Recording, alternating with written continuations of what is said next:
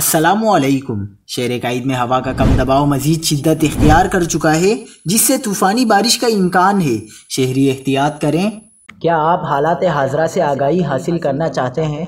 खबर के पीछे छुपे असल हक़ाइक़ जानना चाहते हैं? तो अभी सब्सक्राइब कीजिए जिलमिल पाकिस्तान को और साथ ही घंटी के निशान पर क्लिक कर दें।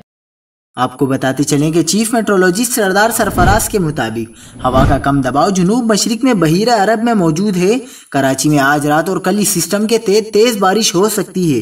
आज फजर के वक्त और सुबह शहर के मुख्तलिफ इलाकों में मजीद हल्की से दरमियानी बारिश हुई, जबकि अब सिस्टम का फोकस जुनूबी सिंध की जानिब शिफ्ट हो रहा है।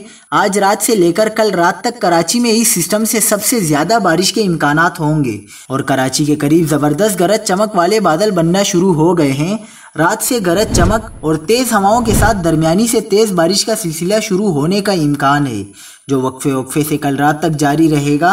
इस दौरान कुछ इलाकों में मूसलाधार बारिश भी मुतवक्के है, जिससे अर्बन फ्लडिंग का खदशा है। जैसे जैसे थंडर स्टॉर्म शहर के करीब आते हैं, अपडेट करते रहेंगे इंशाअल्लाह।